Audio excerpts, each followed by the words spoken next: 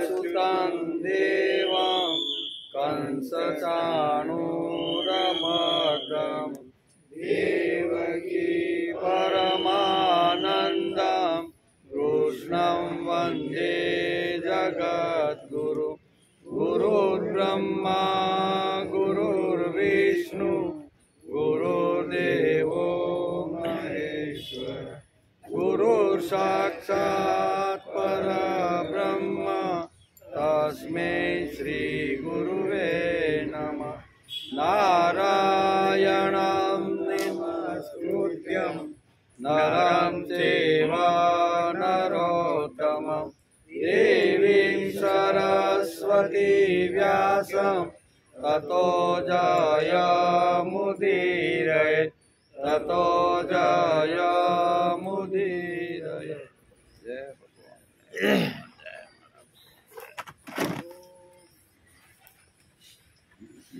पांचजन्यं ऋषिकेशो देवदत्तं धनञ्जय पौण्ड्रं दद्मो महाशङ्खं भीमकर्मावृकोदर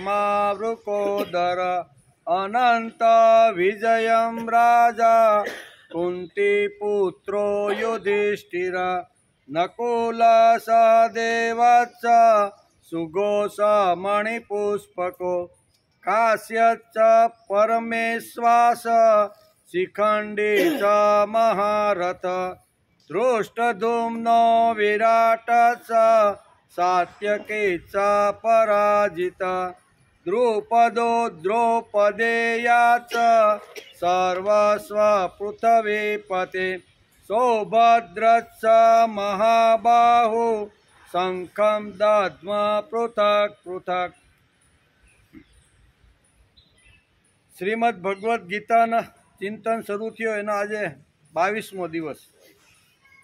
गई काले आपणे श्रीमद भगवद गीताना अध्याय प्रथम अर्जुन विषादो एना 17मो श्लोकनो आपणे गई काले विचार कर्यो बराबर। एमां गई काले आपणे विचार करता था कि 4 महारथीओए शंख फूंक्या पण अहींया सांभळवावाळा केटला बधा जागृत छे ने ए तमने एक वात करूं एम। मैं तो बोली नाख्युं आ श्लोकनी अंदर हूँ क्यों कि काश्यस्य परमे एमां ए के 4 योद्धाओए शंख वगाड्या एमां तमे एक भूल करी छे। फोन आव्यो मारी माथे आज राते समझा कि हूँ भूल करी छे ए के एमां 5 जणाए शंख वगाड्यो छे। विराटनुं नाम तो भूली गया तमे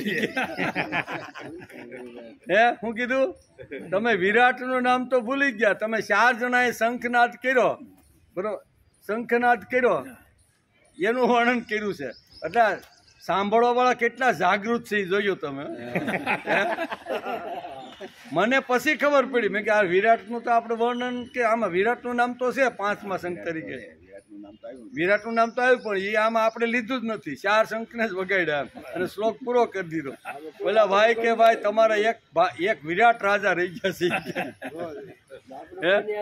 એટલે આ બધા સાંભળવાવાળા છે ને એ બોલવાવાળા કરતા જાગૃત છે।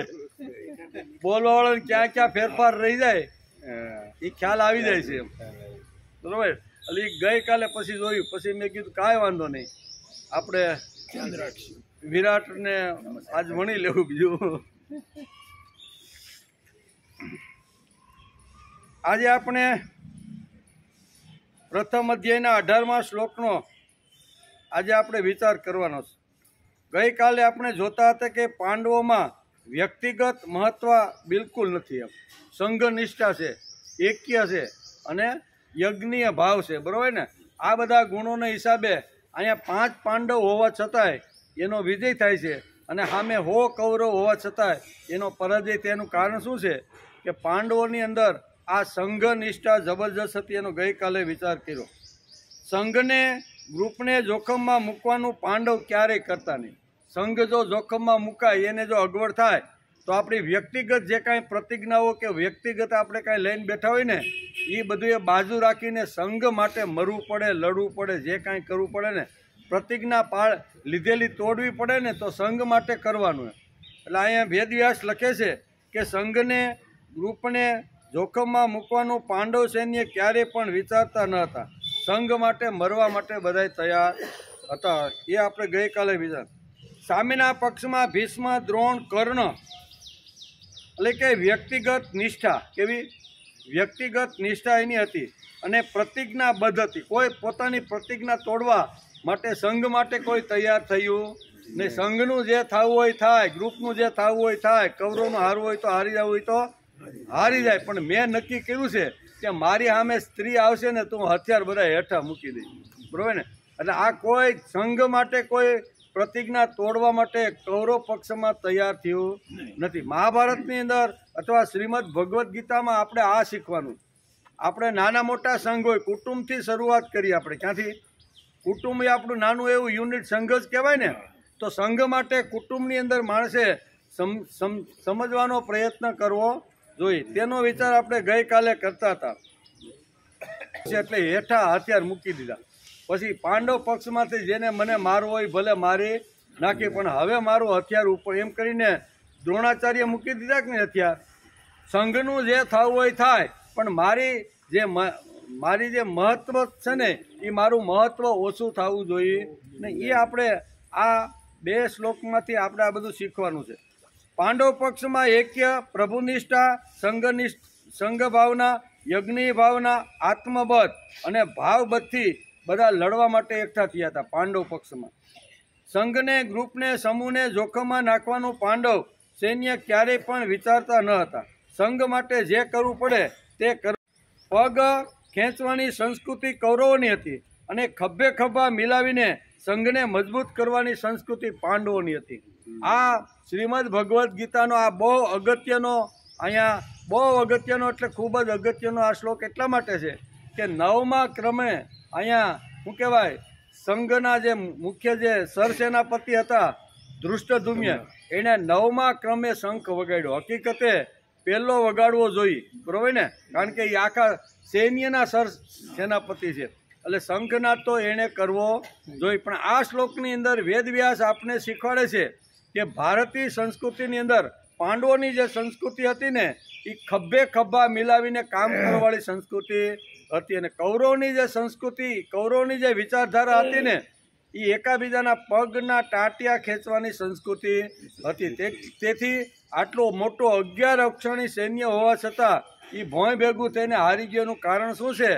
એમાં કોઈમાં સંઘનિષ્ઠા, પ્રભુનિષ્ઠા હતી જ નહીં. વ્યક્તિનિષ્ઠા હતી. વ્યક્તિ માટે લોકો ગમે તે કરે, પણ સંઘ માટે કે પ્રભુનિષ્ઠ માટે કોઈ કરવા તૈયાર. આ શ્લોકની અંદર વેદવ્યાસે આપને આ સમજાવવાનું છે. આ વાત સમજવા માટે શ્રીમદ ભગવદ્ ગીતાના 17મા શ્લોકમાં સરસેનાપતિ 9મા ક્રમે શંખ ધ્વનિ કરે છે. એમાં કોઈને વાંધો આવ્યો નહીં. અમે તો બધા એક છીએ, શંખ ગમે તે વગાડે, પહેલો વગાડે કે બીજો વગાડે, એ શંખનું મહત્વ નથી. અમારે તો સંઘ મજબૂત થાય એનું જ મહત્વ છે. આપણે જ્યારે યજ્ઞ કાર્ય કરવા માટે સાથે મળ્યા હોઈએ, સાંસ્કૃતિક કાર્ય કરવા માટે ભેગા થયા હોઈએ, ત્યારે આપણે યજ્ઞ કાર્યમાં, ભગવત કાર્યમાં આપણે આપણો અહમ ઓગાળી નાખવો જોઈએ, બરોબર ને. હું કાંઈ સંઘ માટે આપણે જે કાંઈ કરવું પડે ને એ કરવાનું. હું એ વખતે કાંઈ નથી એમ. જ્યારે યજ્ઞીય કાર્ય માટે, પ્રભુ કાર્ય માટે જ્યારે સમૂહ જૂથ ભેગું થાય અને કોઈ કાર્યક્રમનું આયોજન કરવાનું હોય તો એમાં મતભેદ થાય, પણ મનભેદ ક્યારેય થતો.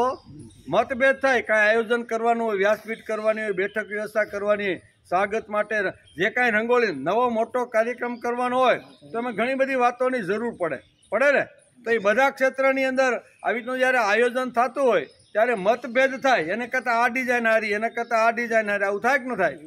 એ મતભેદ થાય, પણ એ સંઘની અંદર ક્યારે મનભેદ થતો નથી. પાંડવ પક્ષની અંદર વ્યાસે બહુ સરસ રીતનું આ 9મા ક્રમે ધૃષ્ટદ્યુમ્નના શંખ વગાડી અને આ એક સંદેશો આપણે આપવાનો પ્રયત્ન કર્યો છે કે સંઘ માટે માણસે ગમે તે કરવા માટે તૈયાર થઈ જવું.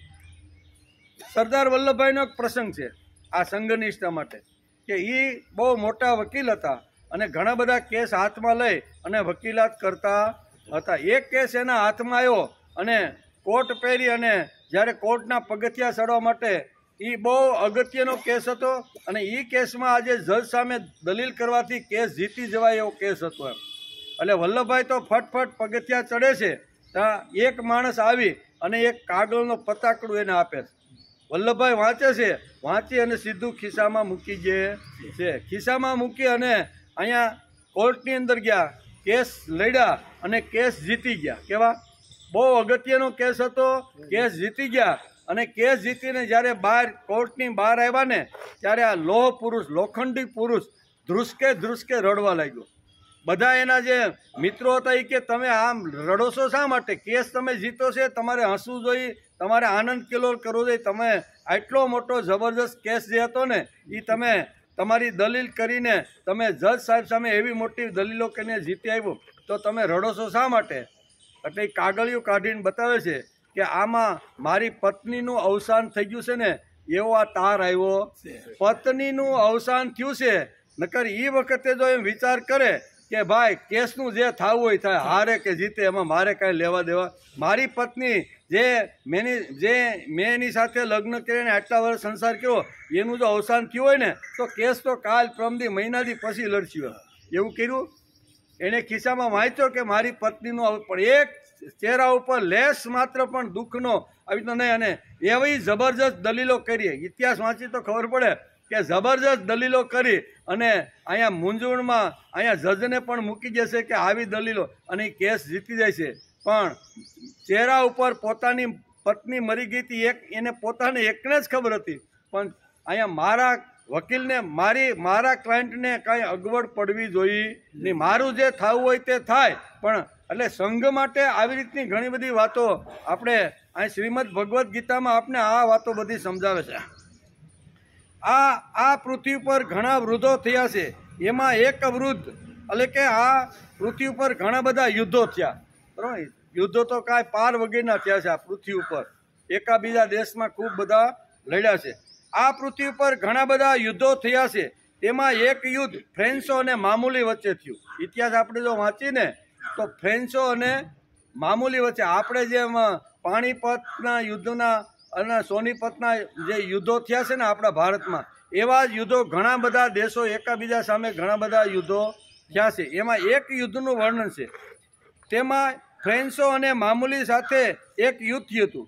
તેમાં 10,000 ફ્રેન્ચો હતા અને એની સામે મામેલુઓ 1 લાખ હતા. કેટલા? બંનેની જે સૈન્ય હતું ને, તો સૈન્યની ગણતરી કરી તો મામૂલી જે લોકો લડવા માટે જે આવ્યા હતા એની પાસે 1 લાખનું સૈન્ય હતું. અને ફ્રેન્ચો જે લડવા માટે ભેગા થયા હતા સામે સામા, એની પાસે ફક્ત 10,000નું સૈન્ય હતું. પણ ઇતિહાસ એવી નોંધ લેશે કે 10,000 ફ્રેન્ચોએ 1 લાખ મામૂલીને કચડ ઘાણ કરીને જીત મેળવી દીધી. આટલો મોટો સમૂહને જીતા કેમ? એમ નેપોલિયનને લાગ્યું. નેપોલિયન વિચાર કરે છે કે આનું મારે સંશોધન કરવું જોઈએ, કે આ માનસશાસ્ત્રના મોટો નેપોલિયન બહુ માનસશાસ્ત્રનો અભ્યાસ હતો, કે આવું ઘટના બની કેમ? 1 લાખ જે ગ્રુપની અંદર સૈનિકો હોય અને સામે 10,000 હોય તો જીતવા તો 1 લાખવાળા જોઈએ ને. એટલે એણે તપાસ કરી, એણે બધું આખું સંશોધન કર્યું કે ભાઈ આવી ઘટના બની કેમ? સામે મામૂલીનું એક થઈ ગયું અને 10,000 ફ્રેન્ચો હતા એ જીતી ગયા. આના કારણો શું છે? એણે ઊંડો અભ્યાસ કર્યો, બધા પાસે ગયા, બધાને જે વખતે હાજરમાં તે બધાને મળ્યા કે ભાઈ આવી ઘટના કેમ થઈ? તો એ ઘટનાનું તારણ અહીંયા નેપોલિયને કાઢ્યું કે હું જે વખતે આવી રીતનું સંશોધન કરતો હતો કે હારી કેમ, તો મેં ઘણા લોકોના ઇન્ટરવ્યૂને ઘણા લોકોને પૂછ્યું કે આવું કેમ બન્યું. ત્યારે એમાંથી એક તારણ કાઢીને નેપોલિયન કહે છે કે મેં આ અભ્યાસ કર્યા પછી મને લાગ્યું કે એક ફ્રેન્ચ એની સામે એક મામૂલી હોય તો મામૂલી નામનું જે સૈન્ય છે જીત એક હોય ને બે સામે જે એક સૈન્ય ફ્રેન્ચનું, એક યોદ્ધો ફ્રેન્ચનો ને એક યોદ્ધો મામૂલીનો, તો એ બે લડવા જ્યારે ભેગા થાય ત્યારે બે એમાં મામૂલી જીતે અને ફ્રેન્ચ હારે. આવું એને આખું તારણ કર્યું. પછી એણે વિચાર કર્યો કે 10 ફ્રેન્ચ હોય અને સામે 100 મામૂલી હોય. એમ કેટલા? 10 ગણી એની પાસે 10 સૈનિકો ફ્રેન્ચના અને 100 સૈનિકો મામૂલીના. એ બે જ્યારે લડવા ભેગા થાય 110 જણા, ત્યારે અહીંયા બે સરખા. કેવા? 10ની સામે 100 લડે છે, એ બેની શક્તિ બેનું આવી રીતનું છે ને, એ બેનું સરખું ઉતર્યું. અને પછી જે ત્રીજો એણે જે સંશોધન કરીને કીધું કે 10,000 જ્યારે ફ્રેન્ચો લડવા માટે થાય ને એની સામે 1 લાખ જ્યારે મામૂલી આવે ને ત્યારે આ 10,000 જીતી જાય છે. અને મામૂલી હારી જાય છે. એનું કારણ શું છે? અંદરો અંદર એને બધું સંશોધન કર્યું કે આ હાર્યું કેમ, તો કે અંદરો અંદર વેર જે હતું, અંદરો અંદર ઈર્ષા હતી, એકાબીજાના સૈન્યમાં ટાટિયા ખેંચવાનું હાલતું હતું ને, એટલે 1 લાખ સૈન્ય 10,000 સાથે એકી સાથે જો લડે ને તો એ આ હારી જાય, એવું એને સંશોધન કર્યું. મહાભારતમાં પણ આવું જ છે. આપણે એમ છે કે 11 અક્ષરની સૈન્ય અહીંયા કૌરવ પક્ષમાં છે અને 7 અક્ષરની સૈન્ય અહીંયા પાંડવ પક્ષમાં છે. પાંડવો 5 છે, આમે 100 ભાઈઓ છે, પણ છતાં હાર્યા કેમ? તો એને હાર્યા એનું કારણ આ આપણા ઇતિહાસમાં, જેમ આપણા ઇતિહાસમાં છે ને, એમાં જગતના ઇતિહાસની અંદર ઘણા બધા યુદ્ધો થયા છે ને, એ યુદ્ધોના ઇતિહાસમાં પણ આવી ઘટનાઓ ઘટતી હોય છે. તેથી અહીં કહે છે નેપોલિયન આવી રીતનો માનસશાસ્ત્ર અભ્યાસ કર્યો છે, એટલે કે ખભા મિલાવવાની જ્યાં લડવાની તૈયારી હોય ત્યાં 5 હોય તો પણ જીતી જાય, અને જ્યારે પગ ખેંચવાની સંસ્કૃતિ હોય ત્યાં 100 હોય તો પણ હારી જાય છે.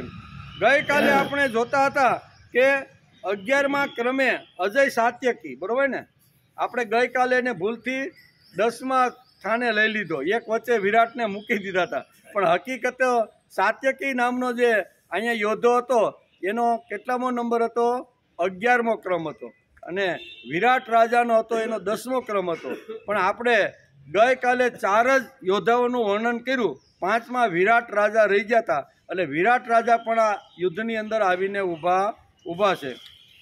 અર્જુનનો એટલે કે અહીંયા સાત્યકી અર્જુનનો શિષ્ય છે, અપરાજિત છે, ક્યારેય પણ હારે નહીં તેવો યોદ્ધો છે, અને 11મા ક્રમે શંખનો ધ્વનિ કરે છે. આમ શ્લોક એટલે કે અધ્યાય 1 અને 15, 16, 17 અને 18 આ શ્લોકોમાં 10 મહાન યોદ્ધાઓનો શંખનાદ કર્યો છે, તેનું વર્ણન કર્યું છે. ત્યાર પછી પ્રથમ અધ્યાયના 18મા શ્લોકની અંદર 7 યોદ્ધાઓનું વર્ણન આવે છે. છેલ્લો જે શ્લોક છે ને, એમાં અત્યાર સુધીમાં આપણે 11 યોદ્ધાઓનું વર્ણનનો વિચાર કર્યો. હવે 18મા શ્લોકની અંદર 7 યોદ્ધાઓનું વર્ણન આવે છે, એનો આજે આપણે વિચાર કરવાનો છે, બરોબર ને? કયા યોદ્ધાઓ છે તો એનો આપણે જરીક અભ્યાસ કરી લઈએ. દ્રૌપદેયા ચ સર્વસ્વ પૃથ્વીપતે સૌભદ્રસ્સો મહાબાહુ શંખામ દદ્મ પૃથક. આવી રીતના યોદ્ધાઓ અત્યારે લડવા માટે આવ્યા છે. કોણ છે? તો કે દ્રુપદો, એટલે કે દ્રૌપદે યાચ સર્વસ્વ પૃથ્વીપતે, સુભદ્રાના 5 પુત્રો, બરાબર, અને અર્જુનનો 1 પુત્ર અભિમન્યુ અલગથી, બરાબર, એ 6 અને એટલે કે દ્રૌપદે યાચ, દ્રૌપદીના 5 પુત્રો આ યુદ્ધની અંદર આવીને ઊભા છે, એવું વેદવ્યાસ લખે છે. પ્રથમ શંખ શ્રી કૃષ્ણે વગાડ્યો. દ્રુપદનું રાજ્ય સમૃદ્ધ અને શક્તિશાળી રાજ્ય શાસન હતું, તે પણ યુદ્ધના મેદાનમાં અહીંયા આવીને ઊભા છે 12મા ક્રમે. કેટલો? 12મો ક્રમ અને 5 દ્રૌપદીના પુત્ર, 12 ને 5 17, અને 1 અહીંયા કોણ? અભિમન્યુ, બરોબર. એ આ 18નું વર્ણન આજે આપણે બાકીના 7નું કરવાનું છે. પ્રથમ શંખ શ્રી કૃષ્ણે વગાડ્યો. દ્રુપદનું રાજ્ય સમૃદ્ધ અને શક્તિશાળી રાજ્ય શાસન હતું, તે પણ યુદ્ધના મેદાનમાં 12મા ક્રમે શંખ વગાડે છે. દ્રૌપદો એટલે દ્રુપદ રાજા પણ યુદ્ધના મેદાનમાં આવી અને અહીંયા શંખ ધ્વનિ કરે છે. એ કાળની અંદર આપણે અગાઉ પણ જોયું કે 4 મહાસત્તાઓ હતી. એમ કેવી? 4 મહાસત્તાઓ હતી. એમાં એક દ્રુપદની મહાસત્તા હતી, જરાસંઘની મહાસત્તા હતી, હસ્તિનાપુરની મહાસત્તા હતી, અને યાદવોની મહાસત્તા હતી. ભગવાન વિચાર કરે છે કે આ બધી અલગ અલગ જે મહાસત્તાઓ છે ને, એ એટલી જબરજસ્ત અને શક્તિશાળી છે, એને જો ધર્મ કાર્યમાં આ શું કહેવાય 4માંથી જો 2 લાગી જાય ને પાંડવ પક્ષમાં, તો 100% આપણે ધર્મ રાજ્યનું સ્થાપના સારામાં સારી રીતે કરી શકીએ. હસ્તિનાપુરની સત્તા દુર્યોધન અહંકારી હતો, તે ભગવાનને ખબર હતી. અહંકારી માણસ વાંકો વળી જશે પણ તૂટી જશે, ખલાસ થશે તો પણ પોતાનો ઈગો અહંકાર છોડશે નહીં. એટલે આ સત્તા આપણી સાથે ભળી શકે એવું ભગવાન વિચાર કરે છે કે આ અશક્ય છે. હસ્તિનાપુરની મહાસત્તા જે છે ને એ કોઈ દિવસ આપણી સાથે ભળી શકે નહીં, એવું ભગવાનનું આવી રીતનું મંતવ્ય હતું. શ્રી કૃષ્ણ સમજતા હતા કે યુદ્ધમાં નિશ્ચિત જ છે. શ્રી કૃષ્ણ સજ્જન હતા, એટલે કે સમજવું હોય તો મહાસત્તાનો સહારો લેવો પડે, અને મહાસત્તાઓ જો પાંડવના પક્ષમાં આવી જાય તો યુદ્ધ એકદમ જીતવું સરળ પડી જાય. તેથી આ જે મહાસત્તા 4 હતી એમાંથી કાં તો સંબંધથી એની સાથે સંબંધથી એને જોડી દો પાંડવ સાથે, અને કાં તો શક્તિ યુદ્ધ કરીને કાં તો એની સાથે જોડી દો. આ બધી ભગવાન વિચાર કરતા હતા. ભગવાન સમજતા હતા કે મહાસત્તાને સમજાવીને પોતાના પક્ષમાં લઈ શકાય, કાં તો સંબંધથી બાંધીને લઈ શકાય, અથવા તો યુદ્ધ કરીને. કોઈ પણ મહાસત્તાને પાંડવ પક્ષમાં લેવાની હોય તો ભગવાન વિચાર કરે કે આ 3 કારણો છે. કેટલા? 3 કારણોથી કોઈ પણ મહાસત્તાને આપણી સાથે લઈ શકાય. એમાં પહેલું કારણ બતાવે છે કાં તો સંબંધ બાંધી, એની સાથે જો સંબંધ બાંધી દઈએ એકવાર તો એ સત્તા પાંડવ પક્ષમાં ભળી જાય છે. સંબંધ બાંધીને અથવા તો યુદ્ધ કરીને અથવા સમજાવીને. સમજાવટથી જો આવી રીતનું થાય તો સમજાવીને કદાચ ભરે, સમજીને ન ભરે તો એની હારે કોઈ એવી રીતનો સંબંધ બાંધો, બરોબર ને, તો એ સંબંધથી આવે. અને આ 2 જો કામ ન કરે તો યુદ્ધ કરીને પણ આ 2 સત્તા, ગમે તે 2 સત્તાને પાંડવો સાથે જો ભેળવી દઈએ તો પાંડવોની સત્તા મજબૂત થઈ જાય અને યુદ્ધના મેદાનમાં સારી રીતે લડી શકાય. શ્રી કૃષ્ણના મગજમાં આ નક્કી જ વાત હતી. 5માંથી 2-3 સત્તા સાથે આવી જોઈએ તો જ આપણો યુદ્ધમાં વિજય થાય, એમ ભગવાન વિચારતા હતા, મનની અંદર પ્લાન કરતા હતા. ધર્મ સંસ્થાન થાય તે માટે પાંડવો નિમિત્ત બને તે માટે વિશ્વાસ હતો, અને તેમાં અર્જુન હથિયાર બને એ ભગવાનને ખબર હતી કે અર્જુન જો એક હથિયાર બની જાય આપણું તો એના દ્વારા ધર્મ રાજ્યની સ્થાપના કરવા માટે હું આવું છું. કારણ કે ભગવાને કીધું ને કે યદા યદા હિ ધર્મસ્ય ગ્લાનિ, જ્યારે ધર્મની અંદર ગ્લાનિ ઊભી થાય છે, ધર્મ ખલાસ થતો નથી. ધર્મમાં ગ્લાનિ આવે, ગ્લાનિ એટલે કચરો આવી જાય. એ કચરો ધર્મની અંદર આવે છે ત્યારે યુગે યુગે હું એ કચરાને સાફ કરી અને ધર્મ રાજ્યની સ્થાપના કરું છું. એટલે ભગવાન શા માટે આવ્યા હતા? તો કે ધર્મ રાજ્યની સ્થાપના કરવા માટે આવ્યા હતા. ચારે બાજુ નજર કરે છે કે આ પૃથ્વી ઉપર અત્યારે 4 મહાસત્તાઓ છે, જબરજસ્ત સત્તાઓ છે કે એ મહાસત્તાઓ ગમે ત્યારે ગમે એના ઉપર હુમલો કરીને એ જીત મેળવી શકે એટલી તાકાત આ 4 મહાસત્તાઓમાં છે. પણ એ 4 મહાસત્તામાં 2-3 મહાસત્તા જો પાંડવોની સાથે ભળી જાય તો યુદ્ધ જીતવું એકદમ સરળ બની જાય. તેથી ભગવાન 4 બાજુ નજર નાખે છે કે 4 શું કહેવાય મહાસત્તા ઉપર નજર રાખીને કહે છે કે હસ્તિનાપુરનો જે અહીંયા દુર્યોધન છે ને એ તો એટલો અહંકારી, એટલો અભિમાની છે ને કે એ વાંકો વળી જાય, તૂટી જાય, પણ એ કોઈ દી આવી રીતનું કરવાનો નથી. એટલે એને સાઈડમાં હમણાં રાખી દીધો કે હમણાં આ સત્તાને આપણે કાંઈ બોલાવી નથી. 2 સત્તા એક સરસ છે, જો એની સાથે સંબંધ બાંધીએ, એની સાથે આવી રીતની ભાવથી પ્રેમથી વાતચીત કરીએ અને કદાચ જો એની સાથે સંબંધ થાય ને આ જોડાઈ જાય તો પાંડવોનું બળ, પાંડવોની શક્તિ વધી જાય, એમ વિચારે. ધર્મ સંસ્થાપિત થાય તેના માટે પાંડવો નિમિત્ત બને. દ્રુપદની મહાસત્તા હતી, એ 12મા ક્રમે દ્રુપદ આવે છે. અહીંયા શંખ વગાડવાની અંદર આ જે દ્રુપદ રાજા જે છે ને એ 12મા ક્રમે અહીંયા વ્યાસે એને લખ્યું છે કે દ્રુપદ રાજા 12મા ક્રમે અહીંયા શંખ ધ્વનિ કરે છે. દ્રુપદને સાથે લેવા માટે ભગવાને પ્રયત્નો કર્યા. સામે શકુનીની સલાહ હતી કે દુર્યોધન રાજા બને, અને કૃષ્ણની ચાલ હતી કે યુધિષ્ઠિર રાજા બને. આ 2ની ચાલ રમતા હતા. દુર્યોધન અહીં કે મામા શકુની પણ ચાલ રમે એક બાજુ કે કોઈ પણ હિસાબે કાયમને માટે પાંડવો ખલાસ થાય અને હસ્તિનાપુરનો રાજા દુર્યોધન રહે ને એવી શકુની અવારનવાર નવી ચાલો ગોઠવતો હતો, નવા પેતરા ગોઠવ. આ બાજુ ભગવાન વિચાર કરતા હતા કે ધર્મ રાજ્યની સ્થાપના થવી જોઈએ અને પાંડવો જ એમાં નિમિત્ત બની અને યુધિષ્ઠિર સત્તા ઉપર આવવા.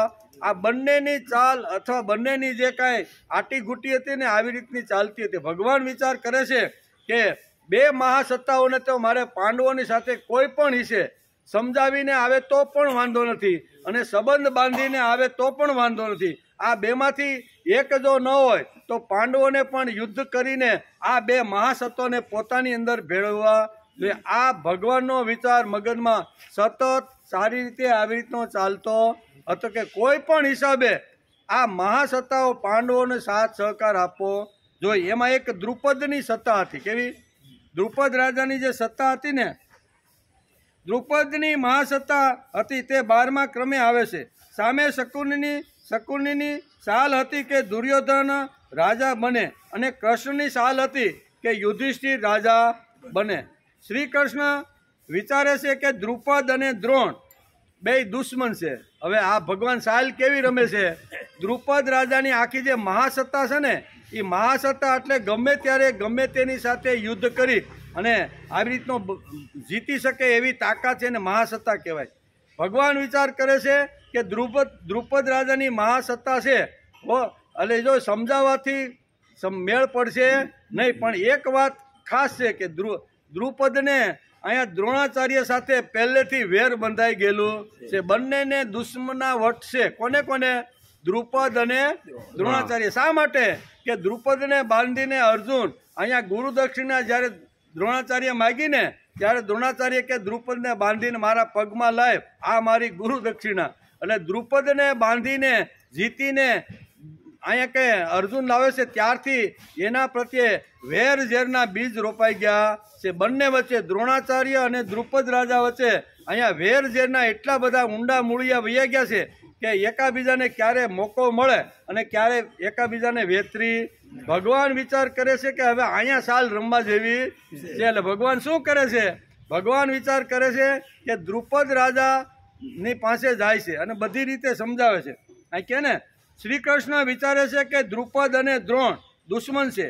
દ્રોણ જે પક્ષમાં હશે તેની સામે દ્રુપદને રાખવા પડશે. દ્રોણ જ્યાં હશે ને એની સામેના પક્ષમાં અહીંયા દ્રોણાચાર્ય હશે, એની સામેના પક્ષમાં દ્રુપદને રાખો, તોય બે સામે દુશ્મનમાં બે રહી શકે નહીં. એટલે ભગવાન વિચાર કરે છે કે આના માટે શું કરવું? તો એના માટે એક જ ઉપાય છે કે જે વખતે પાંડવો વનની અંદર હતા ને, એ વખતે પાંડવો કુંભારને ત્યાં પાંડવો રોકાણા હોય છે. ભગવાન વિચાર કરે છે, કુંતા માતા સાથે આવી રીતનો વિચાર વિમર્શ કરે છે અને પાંડવોને કહે છે કે અહીંયા દ્રુપદ રાજા આવી રીતનો મત્સ્યવેદ કરવાના છે, અને તમારી ભલે દાઢી ને વાળ બધું વધી ગયા, અહીં લોકોને એમ ખબર છે કે પાંડવો તો અહીંયા લાક્ષાગૃહમાં બળીને ખલાસ થઈ ગયા છે, પણ તમારે આવી રીતનું તમારે દ્રુપદ રાજાના દરબારમાં એક બ્રાહ્મણ તરીકે, એક આવી રીતના ઋષિ તરીકે તમારે ત્યાં આવવાનું છે. એટલે ભગવાન આગલે દિવસે કુંભારવાડામાં જઈ પાંડવોની સાથે બેઠક કરે છે. કુંતા માતાને બધી જ રીતે સમજાવે છે કે કોઈ પણ રીતે દ્રુપદ રાજાને આવીને દ્રુપદ રાજાની મહાસત્તાને આપણે જીતવાની છે, પણ એની સાથે સંબંધ બાંધવો પડશે. એની જો દીકરી અહીંયા જો આપણા તમારા પાંડવોના પક્ષમાં આવી જાય ને તો બે વેવાયો આવી રીતના થઈ જાય અને ખબર ન પડતા બે સત્તા ભેગી.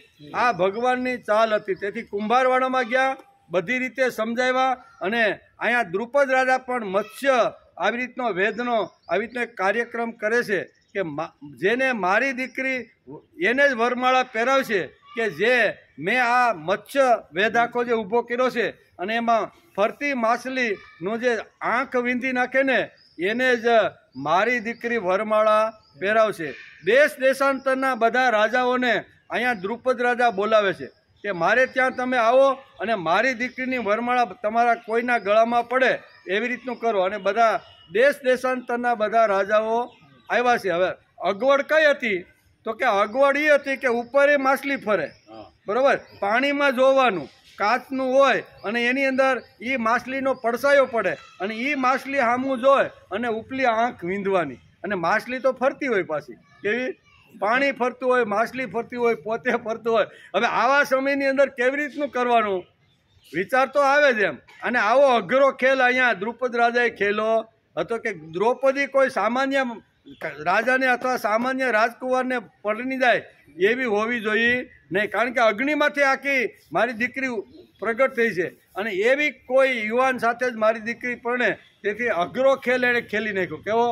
અને દેશ દેશાંતરના રાજાઓ બધા આવ્યા અને આ બધા વિચિત્ર વેશ પહેરીને આવ્યા. કોણ?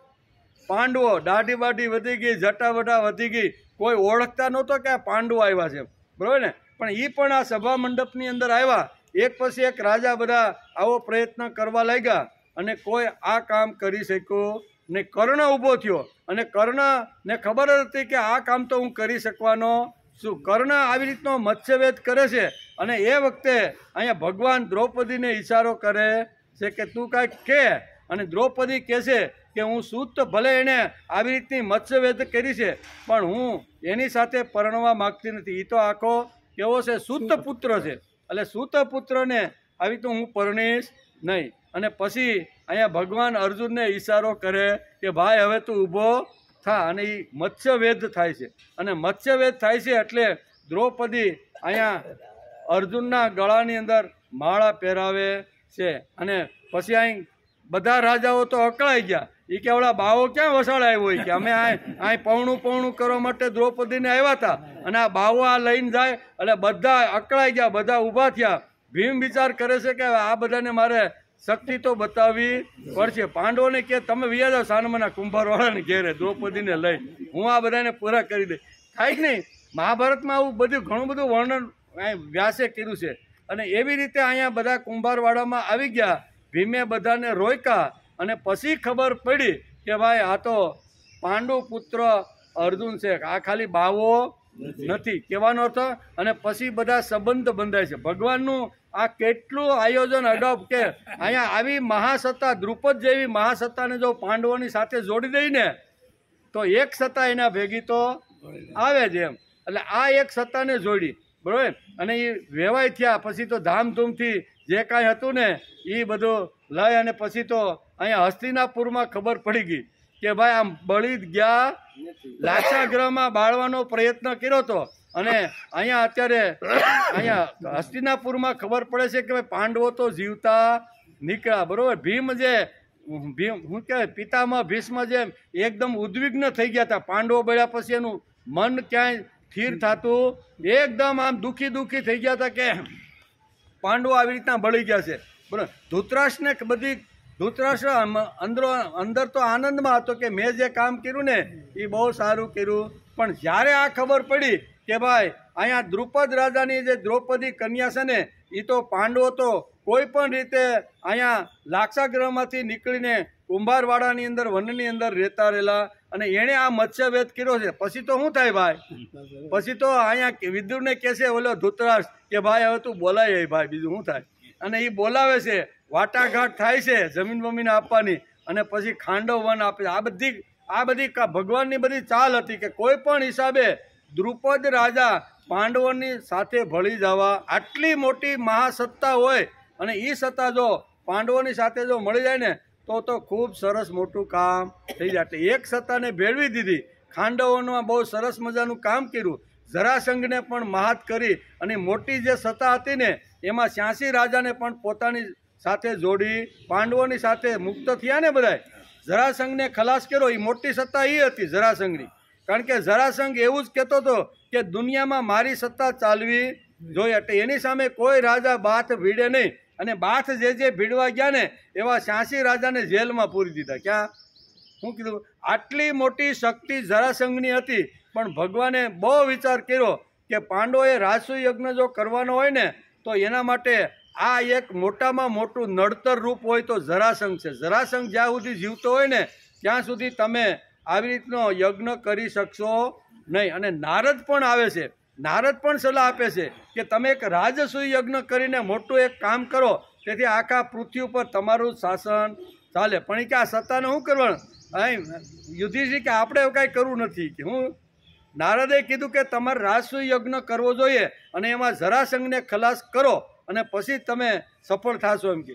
તો પહેલું કામ એ કરવાનું. એટલે યુધિષ્ઠિર તો ના પાડી કે 86ને તો એને જેલમાં પૂરી દીધા છે અને અમે સત્તાને પણ ખલાસ કરી નાખી. 86 રાજાઓને પાંડવોની સાથે જોડી દીધા. આટલું મોટું ભગવાને કામ કર્યું છે. અને એક ત્રીજી જે બીજી મહાસત્તા હતી ને એ તો યાદવોની હતી. એ તો પોતાની જ હતી. કૃષ્ણ ભગવાન કે યાદવ સત્તા એટલી જબરજસ્ત હતી ને કે કોઈ પણ જગ્યાએ ક્યાંય પણ કામ કરવાનું હોય ને તો એ બધે સફળ થઈને આવે. ભગવાન વિચાર કરે છે કે આ યાદવને મારે જો પાંડવોની સાથે જોડવાના હોય ને તો એના માટે પણ મારે કાંઈક આયોજન કરવું જોઈએ. બલરામ તો બહુ તેજ છે, એ કદાચ જો આમ આડીહવળી વાત કરીને કહે ને તો એ કાંઈ માનવા તૈયાર નથી. પણ આવી રીતની એક ઘટના અહીંયા ઇન્દ્રપ્રસ્થની અંદર બને છે.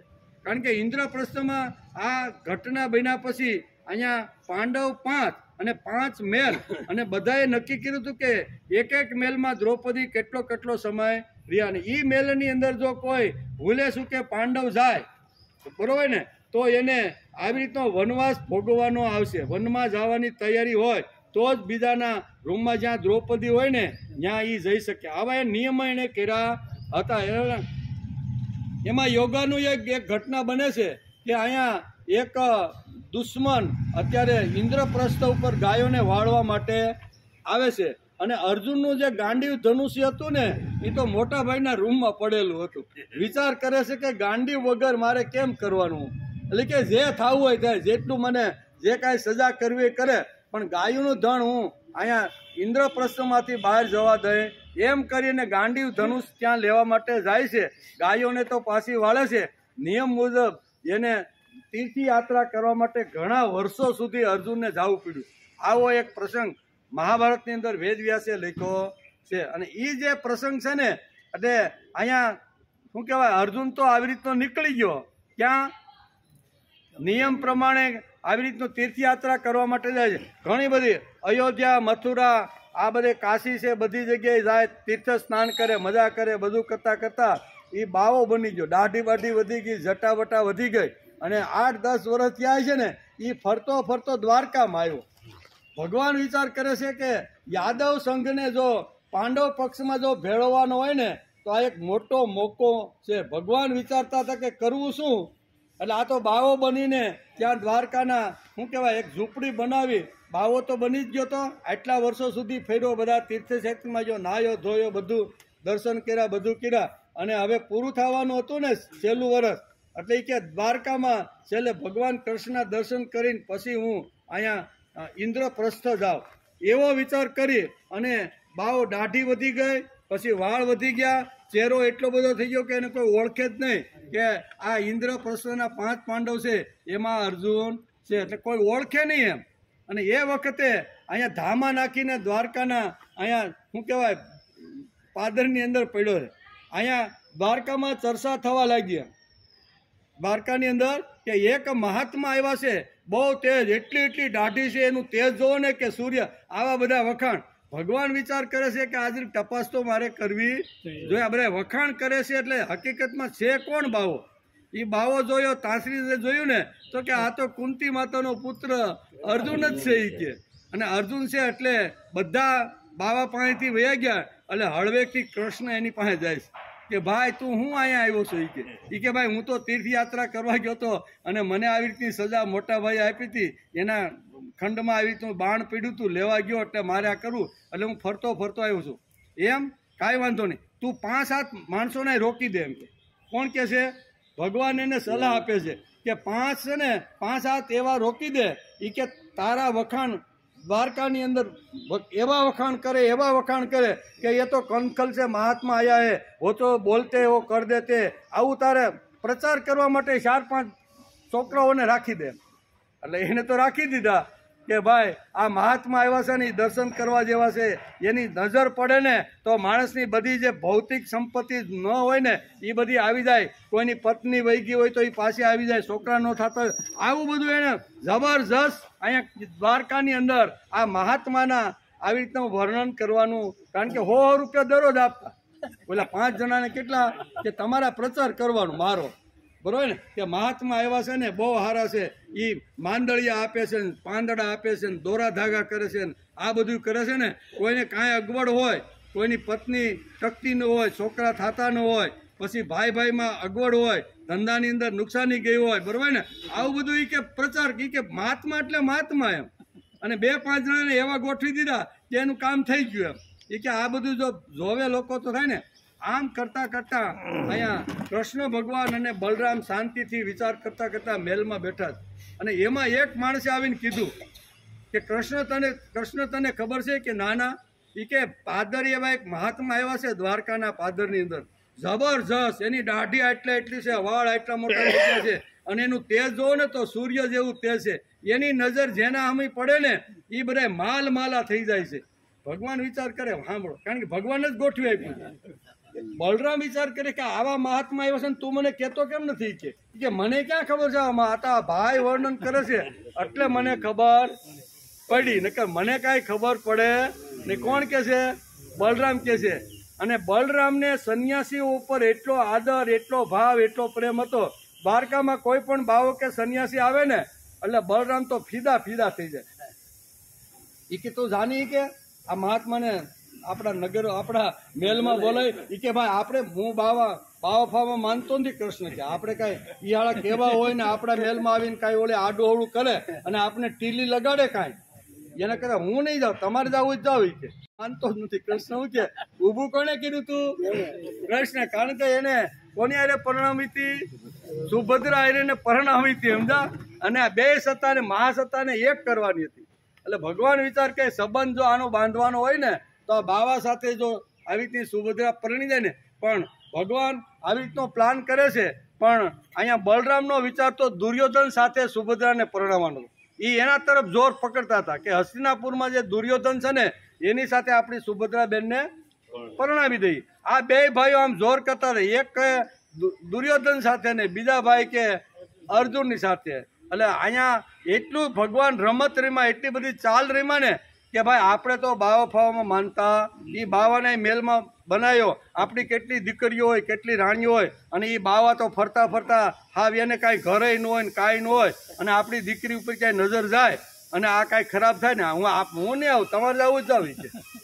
ભગવાનને આ જ કરવાનું હતું, હું એને મેલમાં લઈ આવવાનું હતું. પણ જો બલરામને પટાવી લે ને ભગવાન તો શક્ય બને, બાકી શક્ય બને ને. આ બધી ઘણી બધી ઘટના મહાભારતની અંદર લખી છે કે આવી રીતની જે મહાસત્તાઓ હતી એમાં એક જરાસંઘની મહાસત્તા હતી, હસ્તિનાપુરની મહાસત્તા હતી, એક આ દ્રુપદની મહાસત્તા હતી, અને એક યદુકુળની. આ 5 મહાસત્તાઓ એ વખતે હતી. અને 6ઠી મહાસત્તા અહીંયા પાંડવની ઇન્દ્રપ્રસ્થને સ્થાપવાની હતી. પણ અહીં કે 2-3 સત્તાઓ જો આપણી પાસે આવી જાય ને તો દુનિયામાં પાંડવ સામે કોઈ ઊંચી આંખ કરી શકે નહીં. એમાં દ્રુપદની સત્તા તો શું કહેવાય, દ્રૌપદીને પરણી અને પાંડવોએ લાવ્યા એટલે સંબંધ બંધાઈ ગયો, એટલે ઘાટો સંબંધ બનાવી ગયો. અને એ આખી જે સત્તા હતી ને એ પાંડવ પક્ષની અંદર આવી ગઈ. બીજી મહાસત્તાને ભગવાન આવો આઈડિયો કરે છે કે આ બાવો થઈને આવ્યો છે તો કોઈ પણ હિસાબે આને જો સુભદ્રા સાથે પરણાવી દઉં ને તો આપણી જે આખી યદુકુળની જે સત્તા છે ને એ પાંડવમાં ભળી જાય અને પછી આપણે યુદ્ધમાં ખૂબ જ હેલું પડી જાય. ટાઈમ થઈ ગયો છે ભાઈ. કેવા 7 યોદ્ધાઓનું વર્ણન વેદ વ્યાસે કર્યું છે, એનો વિચાર અત્યારે આપણે કરીએ.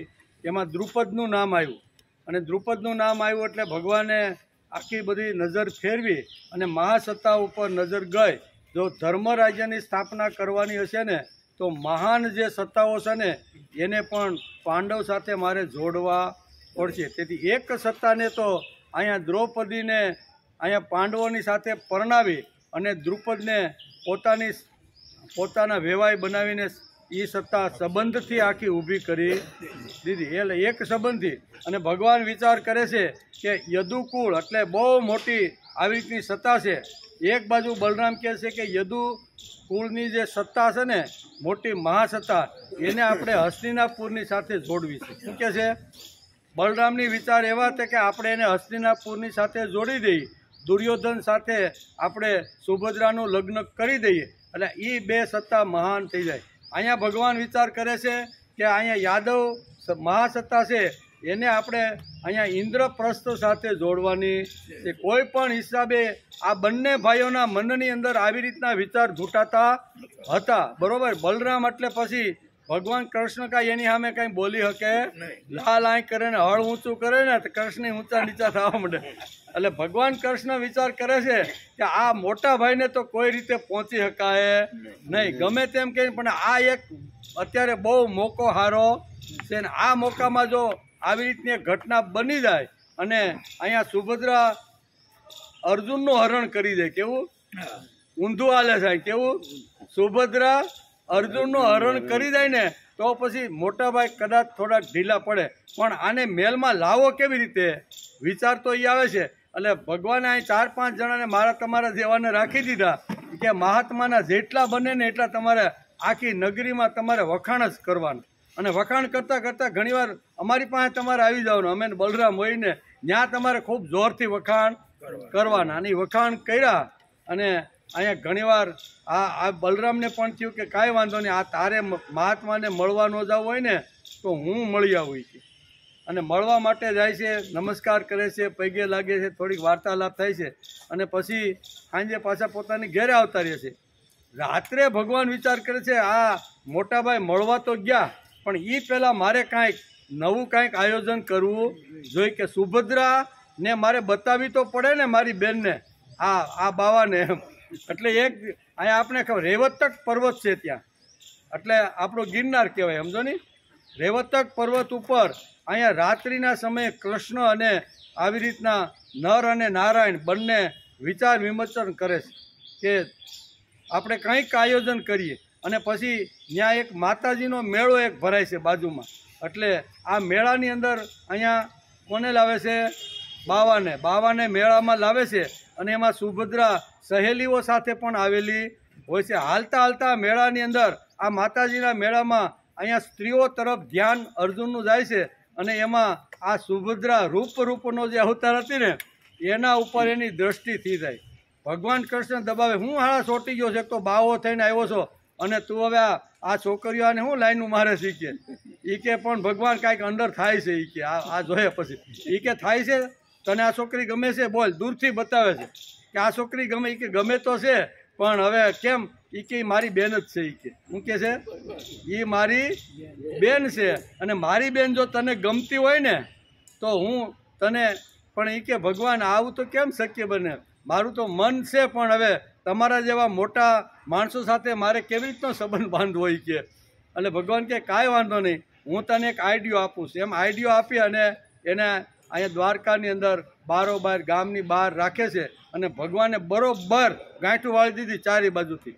શું કીધું, ચારે બાજુથી ફર્સ્ટ ક્લાસની ગાંઠ વાળી દીધી. શા માટે, તો કે ધર્મ સંસ્થાપના કાર્ય માટે શ્રી કૃષ્ણ ભગવાન કામે લાગ્યા હતા કે કોઈ પણ હિસાબે ધર્મ રાજ્યની સ્થાપના ઝડપથી થાય અને ઝડપથી આ મહાસત્તાઓ એકાબીજા અહીંયા પાંડવ પક્ષમાં ભળી જાય તો મારું કામ ઝડપથી પૂરું થાય.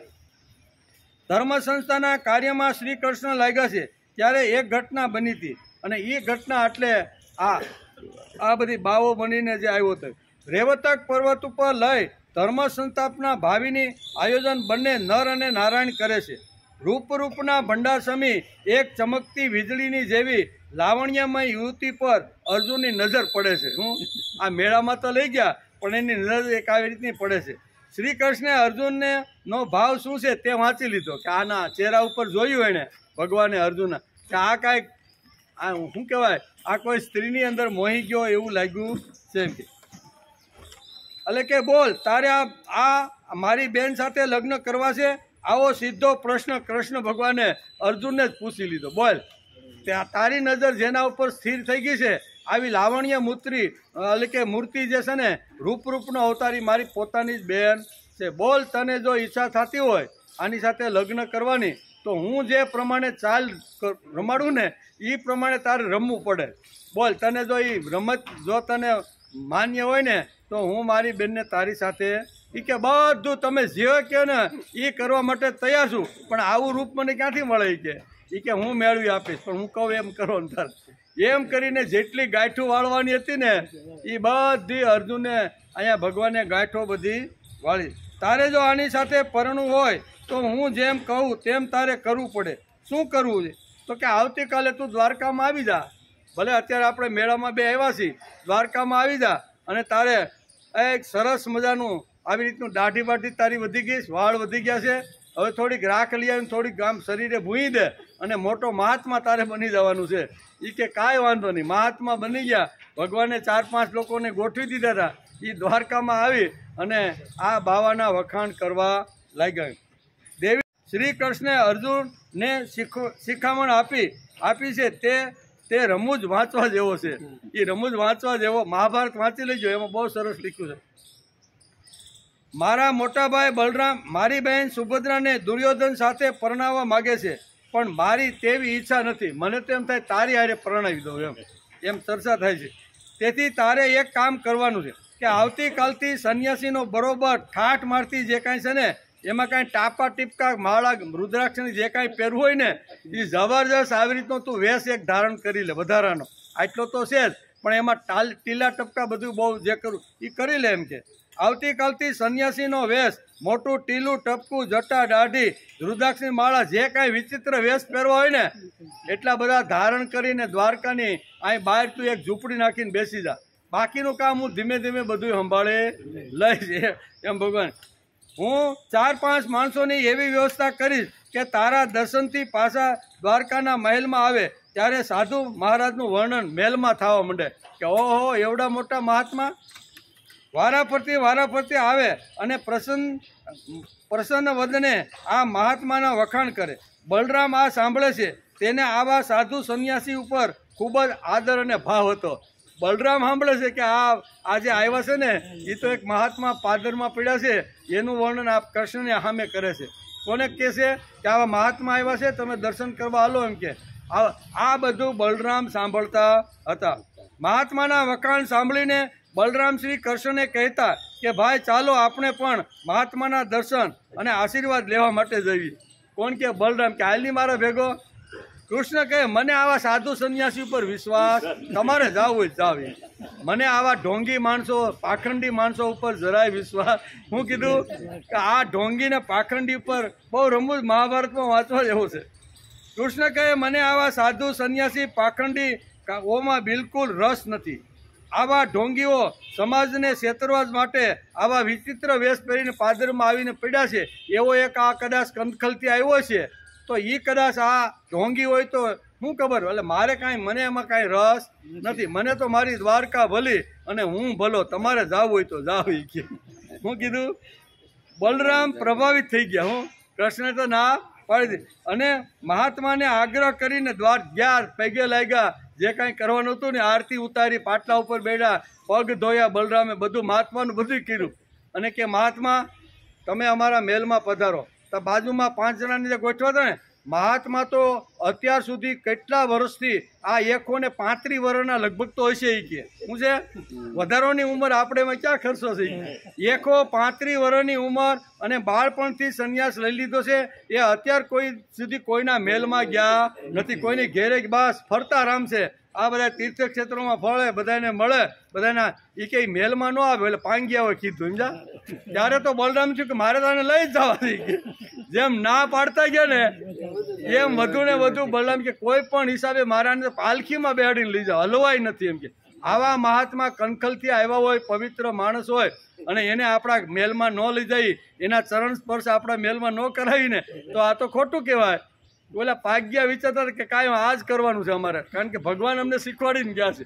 એ પાલખીમાં બેહાડીને દ્વારકાના મહેલની અંદર લાવે છે. દ્વારકાના મહેલમાં લાવે છે અને પછી સરસ મજાનું ભોજન. બલરામ કે હારા મારી રસોઈ બનાવો, આ મહાત્માને આજે આપણે જમાડવાના છે. આવા પવિત્ર માણસો આપણે ઘેરે જમે તો આપણું અન્ન ને મેલ બે પવિત્ર થઈ જાય, બરાબર ને. એટલે કે કાંઈ વાંધો નહીં. પંગતમાં બેઠા છે. કૃષ્ણને અર્જુનની બાજુમાં પગ માથે પગ અડાડીને બેઠા છે. એને ઓલે કાંઈ ઝણઝણાટ થાય તો શું કરવાનું, બરાબર. અને સુભદ્રાને કીધું કે બલરામે કે તારે પીરસવા માટે આવવાનું. પથરાણા પથરાઈ ગયા. બધા લાઈનમાં જેટલા એના સગા સંબંધી જે કાંઈ બોલાવવા છે ને એ બધા જમવા માટે આવ્યા. અને સુભદ્રાને જોયા પછી એ અર્જુન આમ હલવા માંડ્યો અને અંદરથી કહે છે કે ભગવાન મને કાંઈક થાય છે. સુભદ્રાને જોયા પછી શું કહે છે, હું કંઈક અંદર હલું છું. એ કે સાનમનો બે ઘડી કે જો હલતો હોય ને તો નારાયણ નારાયણ બોલવા માંડી કે હું નારાયણ નારાયણ બોલવા માંડી કે તને કાંઈ થતું હોય તો. એટલે આ અર્જુન નારાયણ નારાયણ બોલવા માંડ્યો. કારણ કે સુભદ્રાને જોઈ આવી લાવણ્ય મૂર્તિ જો મારી પત્ની બને ને તો આખું સ્વર્ગ જ આવું એને લાગતું હતું. એટલે કૂચ થવા માંડ્યું. હું એ ભગવાન એનો ગોઠણ દબાવે છે. તું નારાયણ નારાયણ જઈ પટલા બધી ચેતનાઓ બધી શાંત થઈ જાય. એટલે મહાભારતમાં વાંચવા જેવું છે આ બધું. બહુ સરસ વેદવ્યાસે આ બધું રમૂજમાં લખ્યું છે. બલરામ પ્રભાવિત થઈ ગયા અને રાખેલા માણસો કહેવા લાગ્યા કે આટલા વર્ષોમાં આ ગુરુજી મહાત્મા કોઈના મહેલમાં ગયા, ક્યાંય મહેલમાં અત્યાર સુધી ગયા નથી, પણ તમારો બહુ આગ્રહ હોય ને તો પછી હવે અમે એને લઈને આવી કે ભગવાન શ્રી કૃષ્ણે પ્લાન અર્જુનને પહેલેથી આખો બનાવી દીધો, સમજાય? એ પ્લાન પ્રમાણે અત્યારે અર્જુન હાલે છે. એમ જમવા આવ્યા, સુભદ્રા પીરસવા આવી, નારાયણ નારાયણ બોલવા લાગી. પછી સુભદ્રાને જોઈ, એટલે કે સુભદ્રાને જે પ્રમાણે કૃષ્ણે સલાહ આપી હતી, સુભદ્રાને બેનને પણ મેલમાં જઈને કીધું હતું કે બોલ, તારે હસ્તિનાપુર જવું છે કે તારે કેવું ઇન્દ્રપ્રસ્થ જવું છે? એટલે એ કે મારે દુર્યોધન હારે તો લગ્ન કરવા જ નથી, પણ મોટા ભાઈ પકડીને બેઠા છે, એ હમણાં જ કાંઈક હસ્તિનાપુરમાંથી અહીંયા દુર્યોધનને બોલાવશે ને તારું લગ્ન. એ કે મારે તો એની, તું કે મારી સાથે સહમત છો? કૃષ્ણ કે તો કે હા તમારી સાથે, તમે કહો એ પ્રમાણે હું કરવા થઈ. એટલે અહીંયા સુભદ્રાને પણ ભગવાન શું કે પટાવી લીધી, બરોબર. કે આપણે જવાનું છે તો એ કે તે ઓલા મહાત્માને જોયા કોણ હતા? એ કે મહાત્મા કાંઈ કનખલથી આવ્યા ને ચહેરો એકદમ લલ્લાટ ઉપર એટલો તેજ હતો ને, એમ છે કે બહુ સરસ છે અને આ મૂર્તિ બહુ સારી છે. તો કે બીજો કોઈ નહોતો, એ કુંતી માતાનો પુત્ર અર્જુન. મારે તને જેની સાથે પરણાવવાની છે ને, તને એ ગમ્યો? એ કે ગમ્યો છે, પણ હવે મોટા ભાઈ આવી રીતનું વચ્ચે આવીને ભાઈ શું કરવાનું? તને પ્લાન આપું છું પાછો. શું કે છે સુભદ્રાને કે હું તને જે પ્લાન આપું ને એ પ્લાન પ્રમાણે તું વર્તન કર. અને અહીંયા આને એક પ્લાન આપી દીધો કે માતાજીની પૂજા કરવા માટે અહીંયા હું સુભદ્રાને મોકલીશ. અને એ વખતે સુભદ્રાએ રથની અંદર બેસી અને લગામ સુભદ્રા તારા હાથમાં લઈ લેવાની. એટલે સુભદ્રાએ અહીંયા સંન્યાસીનું હરણ કર્યું ને એવું લાગે એમ. નહીંતર ઓલા બલરામ જો ક્રોધમાં થઈ જાય ને તો આખા ઇન્દ્રપ્રસ્થને ખલાસ કરી નાખશે. એ બે બરોબરના પ્લાન કર્યા, પ્લાન પ્રમાણે આ બધું થઈ ગયું. અને અહીંયા હરણ કરીને જાય છે. અહીંયા શું કહેવાય, યાદવ કુળમાં ખબર પડી, યાદવો યોદ્ધાઓ હાથમાં હથિયાર લઈને બધા તૈયાર થઈ ગયા. બલરામ એની સાથે કે કોઈ પણ પકડો મારો, ગમે ત્યાંથી જ્યાં જેવી રીતના બધાને તો છૂટી ગયું બલરામના મોઢા, પકડો ને મારો બસ. અને ત્યારે ભગવાન આવીને એને શાંત કરે છે કે ભાઈ આ કાંઈ સંન્યાસી મહારાજે કાંઈ આપણી બેન નથી લઈ ગયો, આપણી બેન સંન્યાસીને લઈ ગઈ છે. તમે શાંત થા. હું કે છે એ કે જો એ કે તમને આ પૂછો ને, આજે વાહી ગયા હતા ને બધાને પૂછો કે રથમાં કોણ બેઠું હતું, લગામ કોના હાથમાં હતી પાછલી? એ કે વાત તો હાસી છે, ઓલો સાધુ હતો એ તો વાલી ઠાઠડે બેઠો હતો અને લગામ તો સુભદ્રાના હાથમાં હતી. અને થોડાક બલરામ શાંત થયા અને પછી ખબર પડી કે આ તો કુંતા માતાનો અર્જુન હતો. અને ધામધૂમથી પછી જે આખું સૈન્ય લડવા માટે તૈયાર થયું હતું ને એ આખું લગ્નમાં ફેરવાઈ ગયું. ક્યાં થઈ ગયું? શું થઈ ગયું? લગ્નના ગીત ગાવા માંડ્યા કે હવે સુભદ્રાને જેમ બને જેટલું કર્યાવરને જેટલું આપવું પડે ને એટલું બધું આપવું. એટલે આ મહાસત્તા હતી એ પણ ક્યાં જોડાઈ ગઈ? ભગવાનનું જોઈને આપણે તો એનું એક જે પગલું છે ને, ધર્મ સંસ્થાપન માટે શું કરવું જોઈએ ને એ ભગવાન બધું જ કરતા રહેલા છે. આમ કરી અને અહીંયા દ્રુપદની જે સત્તા છે એ દ્રૌપદીને પરણાવી અને પાંડવની અંદર લઈ લીધી. અહીંયા સુભદ્રાને અર્જુન સાથે પરણાવી અને એ સત્તાને પણ અહીંયા કેની સાથે જોડી? ઇન્દ્રપ્રસ્થ સાથે. એટલે કેટલી થઈ ગઈ? એક તો પાંડવની હતી, જરાસંઘને માર્યા પછી 86 રાજા એના પક્ષની અંદર આવી ગયા. અને આ બે મહા જે સત્તા હતી ને એને સંબંધ બાંધીને, એકને મારીને લાવ્યા અને બીજા સાથે સંબંધ બાંધ્યો, પ્રેમ બાંધ્યો, આવી રીતના વેવાવેલા થયા અને એ સત્તાને એની સાથે જોડી દીધી. એટલે આ શક્તિ ખૂબ જ બળવાન થઈ ગઈ. અને એવા બળવાન, એવી સત્તાના એક મહાપુરુષ દ્રુપદ અત્યારે શંખ હાથમાં લઈને કુરુક્ષેત્રના મેદાનની અંદર અહીંયા પાંડવ પક્ષ તરફથી ઊભા છે. ભગવાન વિચાર કરે છે કે દ્રુપદને દ્રોણાચાર્ય જબરજસ્ત વેર અને વેરઝેરથી બંને ભરેલા છે, તેથી આની સામે તો મારે આને જ રાખવો જોઈએ. પણ એની સાથે સંબંધ કેમ બાંધો? સંબંધ બાંધીને ભગવાને અહીંયા પાંડવ પક્ષની અંદર લઈ અને કૌરવ પક્ષની સામે ઊભા રાખી દીધા. એટલે કહે છે દ્રુપદો દ્રૌપદેયાચ સર્વસ્વ પૃથ્વી પતે સૌભદ્રસ મહાબાહુ શંખાન દદ્મો પૃથક પૃથક. એટલે ધામધૂમથી કહે છે, ધામધૂમથી અર્જુન સુભદ્રાના લગ્ન થઈ ગયા. પાંડવો યાદવો વેવાય થઈ ગયા. પાંડવો ધર્મરાજ્ય સ્થાપવાનો પ્રયાસ કરી રહ્યા હતા. તે સમયે એક દ્રુપદની મહાસત્તા અને બીજી યાદવની મહાસત્તાનો સહકાર એને સંબંધથી મળી ગયો. જરાસંઘને હરાવી મરાવીને 86 રાજાઓને શ્રી કૃષ્ણે મુક્ત કર્યા. તેથી પાંડવો સાથે એ બધા રાજા જોડાઈ ગયેલા. ધીમે ધીમે ભગવાનને જે ધર્મ સંસ્થાપનનું જે કામ કરવાનું હતું ને એ ભગવાને આવી રીતે કરે છે. અર્જુન સાથે સુભદ્રાને પરણાવવાનો એક હેતુ હતો કે ધર્મ રાજ્યની સ્થાપના કરવા માટે. કેટલું મોટું કામ કૃષ્ણ ભગવાને કર્યું છે.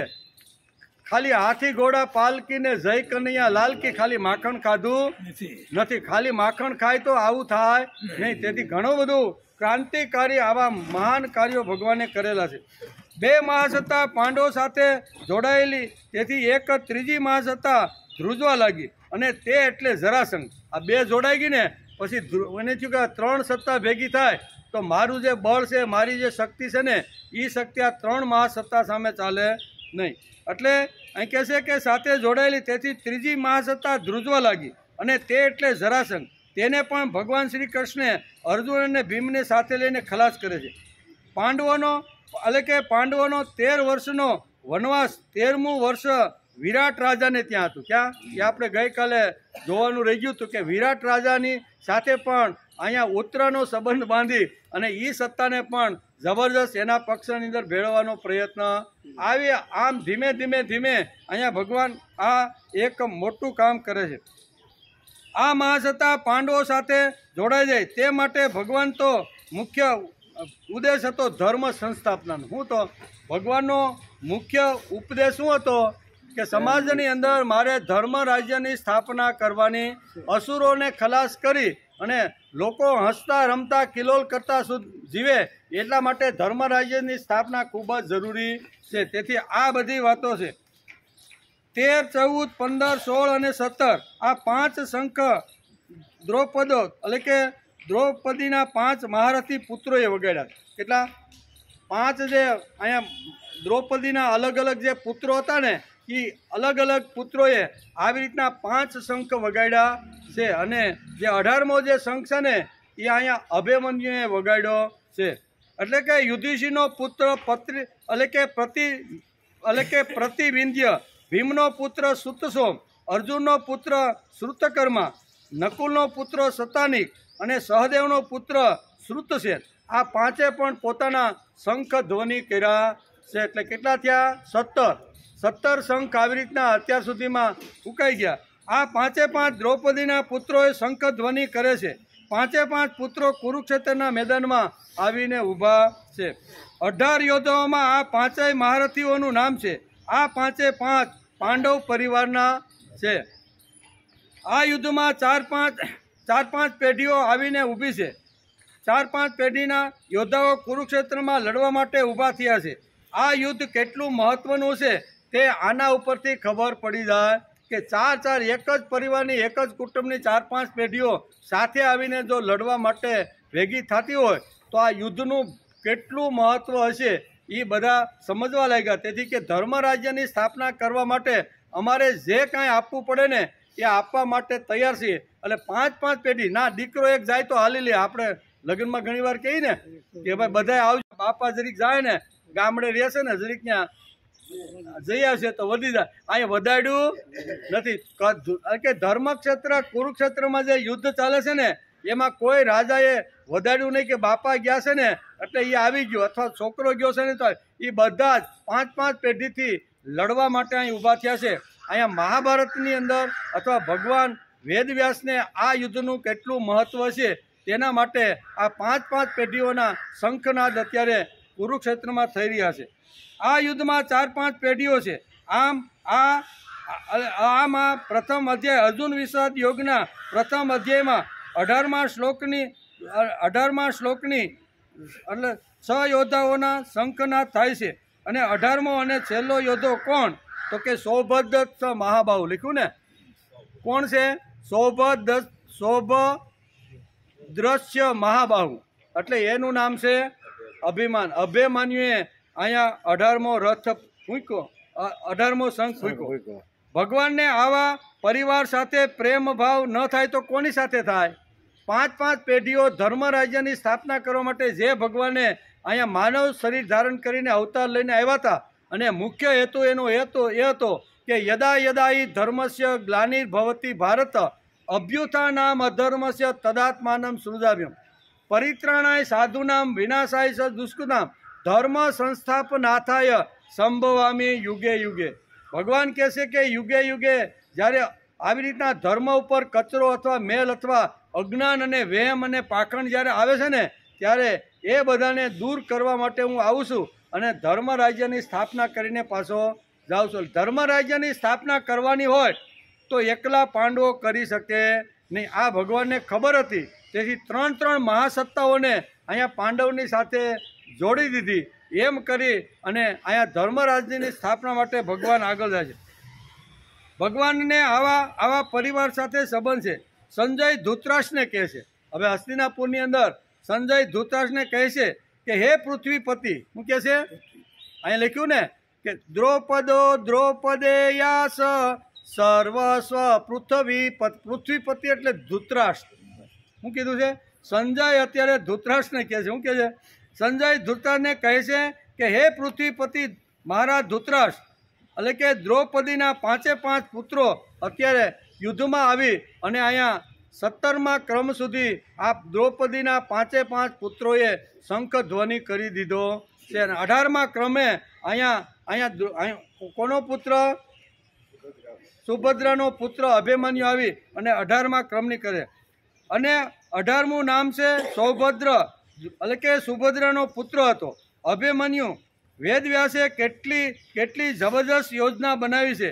પહેલો શંખ 5 જન્ય ઋષિકેશો ક્યાંથી વગાડ્યો? પહેલો શંખ ભગવાન કૃષ્ણના મુખામાંથી પહેલા શંખની ધ્વનિ થઈ. એટલે એન્જિન ઈ અને ડબ્બો કોણ? છેલ્લો ગાર્ડનો ડબ્બો આવે ને, તમે ટ્રેન જોયો ને તેમાં 2 ડબ્બા હોય છે ખાસ મહત્વના. 2 ડબ્બા ખૂબ જ, બાકીના મહત્વના બહુ ઓછા. 2 ડબ્બા મહત્વના. એક એન્જિન હોય ને એ ડબ્બો મહત્વનો, કારણ કે આ 25-30 ડબ્બાની જે ગાડી છે ને એને જે ખેંચવાનું જે કામ કરે છે ને એ કોણ કરે છે? ડ્રાઈવર. એ ડ્રાઈવરનો જે છે.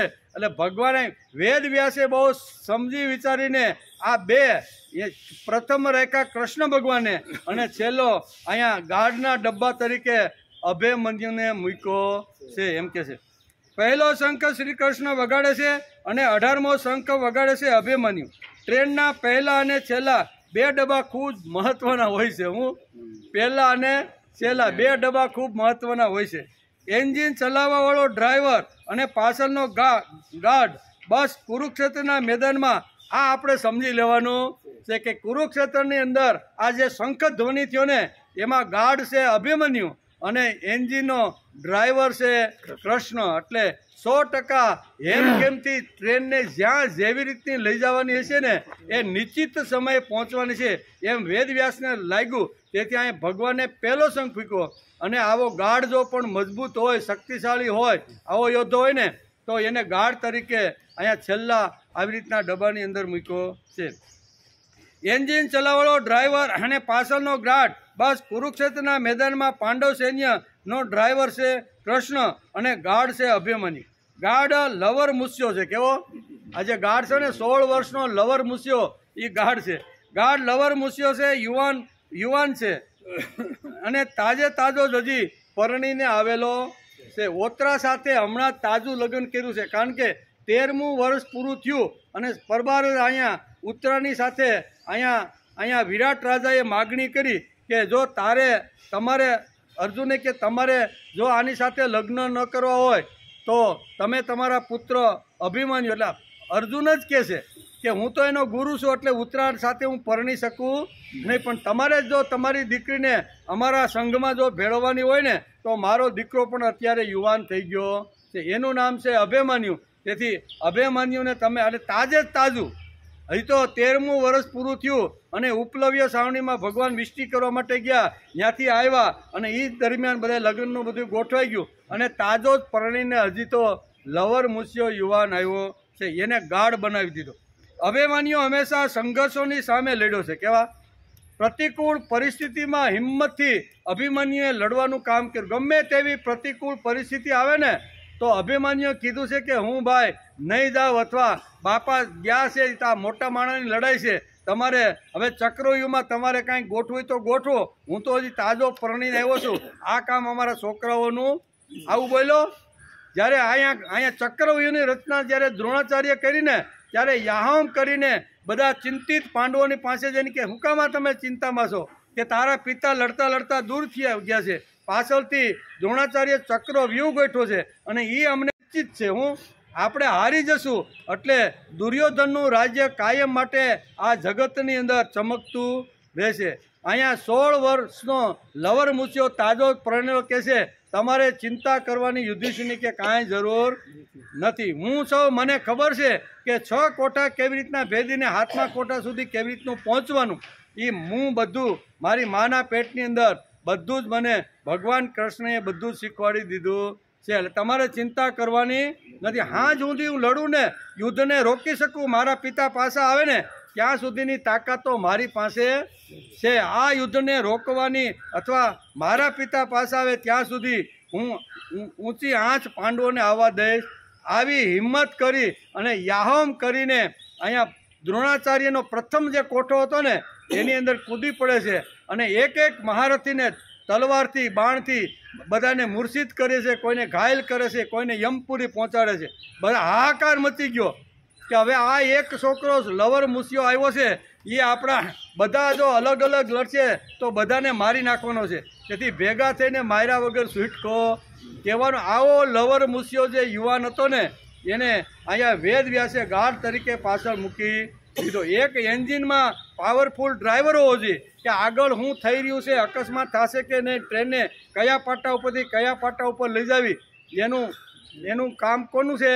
ડ્રાઈવરનું. એટલે ડ્રાઈવર પાવરફુલ હોવો જોઈએ. મહાભારતની અંદર અહીંયા કુરુક્ષેત્રની અંદર જે 18 જે શંખો ફૂંકાણા ને એનો ડ્રાઈવર કોણ છે? ભગવાન કૃષ્ણે પ્રથમ શંખ ફૂંક્યો અને અહીંયા ગાર્ડ તરીકે અભિમન્યુને બેસાડ્યો છે એમ વ્યાસ લખે છે. એટલે કે પલાયનવાદ એ શિયાળની ફિલોસોફી. અભિમન્યુ પલાયન એટલે એ તો બાપા તમારે મોટાની લડાઈ છે ભાઈ, તમારા દ્રોણાચાર્ય જે કર્યું હોય આપણે રમતા કે નહીં.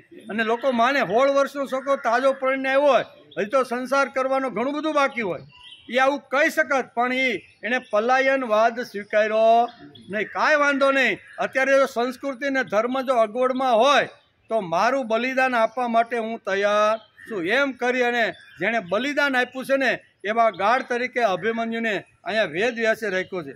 આજનો ક્રાંતિ આલે કે ક્રાંતિનો વિનાયક વંટળિયો પવન પણ ગીતારૂપી જ્ઞાનદીપને બુઝાવી શકતો નથી, ઉલટું તેનાથી તે સવિશેષ પ્રજ્વલિત થાય છે. અને એટલા જ માટે પ્રથમ શંખ કૃષ્ણ ડ્રાઈવર અને છેલ્લો ડબ્બો ગાર્ડ ખૂબ જ મહત્વનો છે. તેથી જ વ્યાસે 18 શંખનું વર્ણન કર્યું છે અને 18મા શંખ તરીકે અહીંયા અભિમન્યુને ડબ્બામાં બેસાડી દીધો છે. શ્રીમદ ભગવદ્ ગીતાનું તત્વજ્ઞાન નૂતન છે. કેવું? કોઈ નૂતન એટલે ક્યારેય જૂનું થાય નહીં. 5000 વર્ષ પહેલાં જે સિદ્ધાંત કીધા હોય એ આજે 5000 વર્ષ પછી પણ આપણે લાગુ પડે છે. કર્યા વગર કાંઈ મળતું નથી. આ ગીતાનો નૂતન સિદ્ધાંત છે. એ કાળમાં પણ લાગુ પડે, અત્યારે પણ કર્યા વગર કાંઈ મળે? કોઈ પણ કામ. પછી અધ્યાત્મ હોય, ભક્તિ હોય, ભોગ ભોગવવાનો કંઈ પણ લેવાનો તો કર્યા વગર કાંઈ મળતું. 5000 વર્ષ પછી પણ એ નૂતન એ વિચાર રહેવાનો કે નહીં. એટલે અહીં કહે છે કે શ્રીમદ ભગવદ્ ગીતાનું તત્વજ્ઞાન નૂતન છે, કદી જૂનું થતું નથી. ગીતાની ગોઠવણી વેદવ્યાસે બહુ સરસ રીતે આ પ્રથમ અર્જુન વિષાદ યુદ્ધની અંદર શંખનું મહત્વ સમજાવીને ગોઠવી છે. જેમાં માળી પુષ્પોની યોગ્ય રીતે ગોઠવણ કરી દોરામાં એટલે કે ક્રમવાર સરખી રીતે પરોવીને મનમોહક જેમ પુષ્પમાળા બનાવે છે તેમ મહાભારતની અંદર આ ગીતાને ગૂંથી અને વેદવ્યાસે સુંદર મજાની આ માળા બનાવી છે. એમ કે શ્રીમદ ભગવદ્ ગીતાના પ્રથમ અધ્યાયમાં કૌરવમાં 11 અક્ષરણી અને પાંડવ પક્ષમાં 7 અક્ષરણી છે. એમાં કૌરવ પક્ષનો એક જ શંખ વાગ્યો છે અને 18 શંખ વાગ્યા છે પાંડવ પક્ષમાંથી. 18મા શ્લોક સુધી શંખનાદનું વર્ણન વેદવ્યાસે કર્યું છે. એન્જિન અને ગાર્ડનું પણ એટલું જ અગત્યનું મહત્વ છે. તેથી વ્યાસે પ્રથમ કૃષ્ણ અને છેલ્લે અભિમન્યુને રાખ્યા છે. શ્રીમદ ભગવદ્ ગીતામાં વ્યાસે નોંધ લીધી છે કે 5 જન્ય શંખ કૃષ્ણે પ્રથમ વગાડ્યો અને પછી શંખ વગાડવાની પરંપરા ચાલુ થઈ. શ્લોક 15 થી 18, 15, 16, 17 અને 18 આ 4 શ્લોકની અંદર પાંડવોએ શંખ જે 18 વગાડ્યા એનું અહીંયા 18મા શ્લોક સુધી સુંદર મજાનું શંખનાદનું વર્ણન કર્યું છે. એને આપણે પ્રામાણિક પ્રયત્ન સમજવાનો પ્રયત્ન કર્યો. શંખ કોને વગાડ્યો, શંખનું મહત્ત્વ શું છે, અને આ રીતે આવી રીતના જે અલગ અલગ રીતે આવતા ગયા. પાંડવ પક્ષમાં 18 યોદ્ધાઓએ શંખનાદ કર્યો છે. તેથી તેની અસર દુર્યોધન ઉપર કેવી રીતની પડી છે એ હવે 19મા શ્લોકમાં આવે છે. ધ્રુજી ગયો દુર્યોધન, કોણ? ફફડાટ. આખી જે કૌરવ સેના છે ને એ 18 શંખનો જ્યારે અવાજ થયો કુરુક્ષેત્રના મેદાનમાં ત્યારે દુર્યોધન એકદમ ધ્રુજી ગયો છે, હાંફળો ફાફળો બની ગયો છે. સૈન્ય પણ આમ તેમ ભાગવા માંડ્યું છે કે હવે આપણું હું થાય. એનું વર્ણન 19મા શ્લોકે વેદ વ્યાસે લખ્યું છે. પણ ટાઈમ પૂરો થઈ ગયો. આપણે કાલે આવશું ત્યારે આની અસર 18 શંખોની અસર કૌરવ પક્ષમાં કેવી રીતે ભાગદોડ થઈ છે ને એનું વર્ણન વેદ વ્યાસે કર્યું છે. એનો વિચાર આપણે આવતીકાલે ટાઈમ પૂરો થઈ ગયો.